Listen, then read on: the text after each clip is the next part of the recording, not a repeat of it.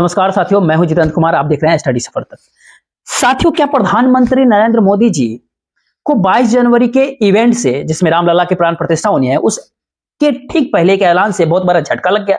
मोदी जी सपने में भी ऐसा नहीं सोचे होंगे कि जिस व्यक्ति को, जिस इंसान को दरकिनार कर रहे थे, किनारे लगा रहे थे 22 जनवरी के मेगा इवेंट में, जिस इवेंट के जरिए 2024 के लोकसभा चुनाव की बेतरनी पार करना चाहते थे, उस इवेंट से ठीक पहले ही उस पुराने साथी ने ऐसा क्या कर दिया, ऐसा कौन सा ऐलान किया कि मोदी जी को 22 जनवरी के पूरे इवेंट से ठीक उलट एक अलग नैरेटिव सेट हो गया।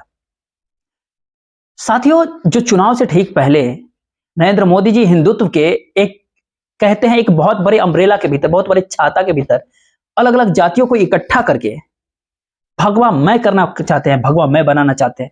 वहां पर कुछ ऐसा हो जाएगा कि नरेंद्र मोदी जी के अभियान के ऊपर, नरेंद्र मोदी जी के घोड़े के ऊपर ब्रेक लग सकता है। और कम से कम एक बहुत बड़े राज्य, जिस बड़े राज्य के तरफ जो नरेंद्र मोदी जी का जो ध्यान बहुत ज्यादा होता है, जिसको लेकर के भारतीय जनता पार्टी यानी बीजेपी सबसे ज्यादा प्रसन्न हो, 2 राज्य ऐसे हैं उस राज्य के भीतर। अगर कुछ जिक्र करें उससे पहले कुछ बातें कि जिनको लेकर के नरेंद्र मोदी, ये 2 राज्य, चाणक्य अमित शाह, नरेंद्र मोदी और पूरे भाजपाई सबसे ज्यादा चिंतित होते हैं। वो 2 राज्य होते हैं महाराष्ट्र और बिहार। तीसरा राज्य जो होता है, जो परेशानी बढ़ा रहा होता है लगातार, वो होता है पश्चिम बंगाल।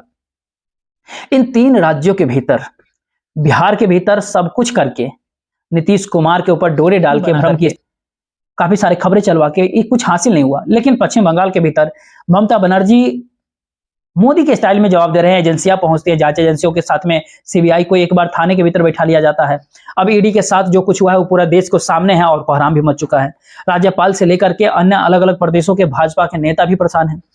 लेकिन इसी दौरान महाराष्ट्र में भाजपा यानी बीजेपी का सबसे पुराना साथी शिवसेना, उद्धव ठाकरे, कहने को तो शिवसेना बढ़ चुकी है, ओरिजिनल शिवसेना जो है भारतीय जनता पार्टी के साथ आ गई है, एकनाथ शिंदे। लेकिन माथे से चिंता की लकीरें अब तक खत्म नहीं हो रही है, ना कम हो रही है।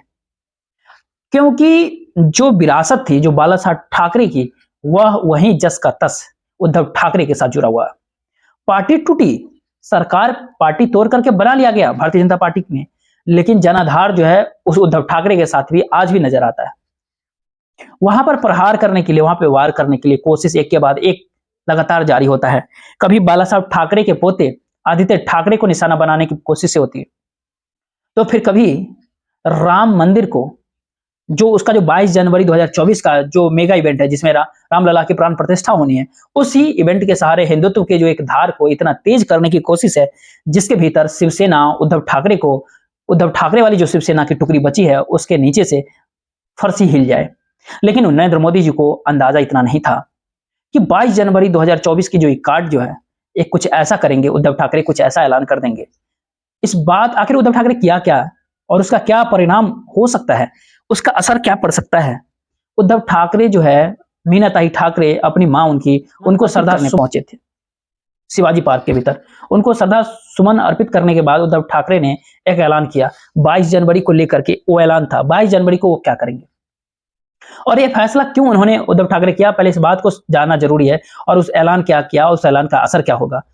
ये नौबतें इसलिए खड़ी हुई क्योंकि बाला साहब ठाकरे के पुत्र उद्धव ठाकरे को राम जन्मभूमि के अंदर रामलला के प्राण प्रतिष्ठा के कार्यक्रम के भीतर आमंत्रित नहीं किया गया, आमंत्रण नहीं भेजा गया। किसी और को आमंत्रण नहीं करना, उद्धव ठाकरे को आमंत्रण नहीं भेजना, दोनों की फर्क क्या होता है? फर्क होता है कि जब 6 दिसंबर 1992 को अयोध्या के भीतर विध्वंस हुआ, उस विध्वंस के दौर में, उसके बाद जब पूरे देश के भीतर हाहाकार सा मच गया, मामला अदालतों के भीतर पहुंच गया, आनन फानन में सरकारें बर्खास्त कर दी गई भाजपा की तमाम राज्यों के भीतर, हिमाचल, मध्य प्रदेश, जहां जहां सत्ता में वो थे, उस समय में, उस दौर में भाजपा के बड़े बड़े नेता जो थे, बड़े बड़े कद्दावर नेता, दिग्गज, इस विध्वंस से इस तरह से हिल गए थे कि पल्ला झाड़ने लगे थे। अदालतों के भीतर पल्ला झाड़ लिया उन्होंने, सबने अदालतों में पल्ला झाड़ लिया कि हम तो बोल नहीं रहे थे, हम तो रोक रहे थे, तमाम तरह की सफाइयां देने लगे थे।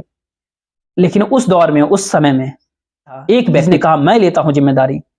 वो व्यक्ति उद्धव ठाकरे के पिता बाला साहब ठाकरे थे। वो बाला साहब ठाकरे जिनके सामने नरेंद्र मोदी जी कभी सिर झुका करके खड़ा हुआ करते थे। लेकिन फिर बाला साहब ठाकरे के पुत्र उद्धव ठाकरे, जिन्होंने बहुत बड़े बड़े हिंदुत्व के कहते हैं ना, पहरुआ पौधा जब वो पल्ला झाड़ते थे तो उस जिस व्यक्ति ने ताल ठोक करके सीना अपनी चौड़ा करके जिम्मेदारी ली थी, उसके बेटे को यानी उद्धव ठाकरे को, उसके बाला साहब ठाकरे के राजनीतिक सियासी उत्तराधिकारी को इस कार्यक्रम से दूर किया गया, सिर्फ इसलिए कहीं उद्धव ठाकरे 2024 से पहले ये जो हिंदुत्व का एक बहुत बड़ा कहीं ना कहीं मेगा शो करके, एक बहुत बड़ा इवेंट करके, एक नैरेटिव सेट करने की, एक माहौल तैयार करने की जो कोशिश है, प्रयास है, इस माहौल के भीतर एक बहुत बड़ा हिस्सा कहीं अपने तरफ उद्धव ठाकरे न कर ले, शायद उनको आमंत्रण नहीं भेजा गया। और उस अपमान इसको कहे या फिर उपेक्षा कहे, अनदेखी कहे या फिर भय कहे या फिर सोची समझी साजिश कहे, जो कहे, उससे आगे बढ़ते हुए नरेंद्र मोदी जी के बीजेपी के उस डर को उद्धव ठाकरे ने 22 जनवरी के लिए एक नया प्लान, एक नई रणनीति, एक नई पॉलिसी बना ली। 22 जनवरी को उद्धव ठाकरे नासिक के भीतर होंगे। नासिक में सबसे पहले उद्धव ठाकरे गोदावरी के तट पर महाआरती करेंगे। उस महाआरती के बाद काला राम मंदिर के भीतर जाएंगे, वहां पर पूजा अर्चना, दर्शन सब कुछ करेंगे। अब काला राम मंदिर के महत्व को जरा समझने की प्रयास करें, तब इस पूरे प्लान को आपको समझ में आएगा और कैसे बगैर भारतीय जनता पार्टी को खबर लगे एक बहुत बड़ा झटका देने की तैयारी उद्धव ठाकरे ने कर लिया, ये बात समझ आएगा। और फिर उस विषय को भी समझेंगे जो रथ लेकर के निकल रहे देवेंद्र फडणवीस के माथे पे दिखनी शुरू होती है। दरअसल कालाराम मंदिर जो है, ये वो मंदिर होते हैं, पंचवटी एक के क्षेत्र में पड़ते हैं, जो पंचवटी वहां पर है उसी के भीतर ये मंदिर होते हैं। ये वही जगह होते हैं जहां पर निर्वासन के दौरान, वनवास के दौरान राजा राम, प्रभु राम काफी समय तक रहे थे, काफी समय बिताया। वहां पर जाकर के पूजा अर्चना करेंगे उद्धव ठाकरे। अब वहां जाकर के पूजा अर्चना करना, एक तरफ रामलला के विग्रह के भीतर प्राण प्रतिष्ठा हो रही होगी, तो फिर इतनी बड़ी बात, ये दोनों में क्या फर्क है? तो फिर प्रभु राम तो बहुत जगह अपने वनवास के दौरान रहे थे, ठहरे थे, लेकिन इसको और समझने के लिए क्या 1930 वो साल था, 1930, और वो उसी दौर में यही वो मंदिर होते हैं जिस मंदिर के भीतर प्रवेश के लिए एक बहुत बड़ा आंदोलन दलितों को इस मंदिर में प्रवेश कराने के लिए किया गया था। 1930 के भीतर बाबा साहब भीमराव अंबेडकर और साहनी गुरुजी, इन दोनों महापुरुषों ने संघर्ष किया, आंदोलन किया और इस कालाराम मंदिर के भीतर दलितों के प्रवेश को सुनिश्चित करने का काम किया। यानी ये कहे कि इस मंदिर के भीतर जब उद्धव ठाकरे पूजा पाठ कर रहे होंगे, तो महाराष्ट्र के भीतर एक बहुत संख्या वर्ग को एक बहुत बड़ा संदेश दे रहे होंगे, एक मैसेज दे रहे होंगे, क्योंकि इस मंदिर को आज भी, उस मंदिर को और उस अवसर को आज भी महाराष्ट्र के दलित समाज के भीतर बहुत बड़े महत्व से देखा जाता है। उसकी बहुत बड़ी इंपॉर्टेंस है, बहुत बड़ी महत्वपूर्ण महत्व होती है महाराष्ट्र के भीतर, और इसी मौके को चुना है उद्धव ठाकरे ने और इसी मंदिर को। और आप इसको समझिए कि देवेंद्र फडणवीस साहब की यात्रा से, देवेंद्र फडणवीस साहब की भारतीय जनता पार्टी की जो प्लानिंग होती है, उस प्लानिंग को अलग अलग राज्यों के भीतर अभी एग्जीक्यूट कर रहे हैं, और उस एग्जीक्यूशन के भीतर हर राज्य के भीतर खासतौर पे भारतीय जनता पार्टी जहां पे शासन कर रही है, जो सरकारें केवल 22 जनवरी 2024 का वो माहौल बनाते हैं, वो मेगा शो के लिए, वो मेगा इवेंट के लिए। उत्तर प्रदेश की सरकार ने कहा कि रोडवेज बसों के भीतर राम के भजन चलेंगे 22 जनवरी तक। अब एक छवि आती है उत्तर प्रदेश के भीतर रोडवेज बसों की जो हालत होती है इस ठंड के भीतर, जब डिग्रियां इतना 5-6 डिग्री होती है, इतनी ठंड होती है, घर में चैन से लोग बैठ नहीं पाता है, सन से पूरा बॉडी कांपता है, थरथराता है। उस दौर में रोडवेज की एक बस की जो छवि होती है, जो तस्वीर होती है, जिस बस में फ्रंट का शीशा नहीं होता है, ये सर्द हवाएं कैसे उसमें बैठे हुए यात्रियों के लिए क्या परिस्थिति बनती होगी, सबको पता है। रोडवेज की बसों की हालत होती है, उन बसों में राम का भजन बजाने के बाद करके उत्तर प्रदेश के निवासियों, वहां के लोगों के ऊपर, वहां के लोगों के दर्द के ऊपर, उनके जख्म के ऊपर मरहम की जगह नमक रगड़ा जाता है। और राम की भजन चलता है, तो इन सर्द हवा में क्या राम भी क्या सोचेंगे? ठीक उसी प्रकार से महाराष्ट्र के भीतर 22 जनवरी तक एक यात्रा निकलता है, रथ यात्रा निकालेंगे देवेंद्र फडणवीस साहब की। ये यात्रा 22 जनवरी तक होती है। यानी ये कहे कि जो 22 तारीख मोदी जी का जो महा इवेंट है, मेगा शो है, उस इवेंट को, उस शो को धार देने के लिए ये पूरे देश में यात्रा चलाए जाते हैं। इस पूरे यात्रा के दौरान ये ऐसा ऐलान हुआ है उद्धव ठाकरे का।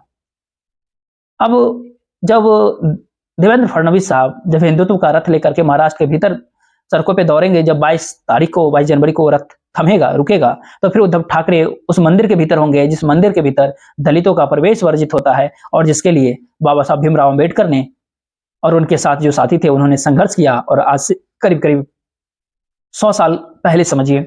इसके साथ एक बात और समझने वाली बात है कि 23 जनवरी 2024 ये बाला साहब ठाकरे, जो बाला साहब ठाकरे थे, उनकी जयंती होती है। अब उनकी जयंती होती है, बाल ठाकरे की जयंती के ऊपर 22 जनवरी को गोदावरी के महाआरती मंदिर के भीतर पूजा अर्चना करने के बाद 23 तारीख को उसी नासिक के भीतर एक बहुत बड़ी जनसभा, एक बहुत बड़ा रैली का आयोजन होगा, जिस रैली को उद्धव ठाकरे संबोधित कर रहे होंगे और बाला साहब ठाकरे के पोते आदित्य ठाकरे संबोधित कर रहे होंगे।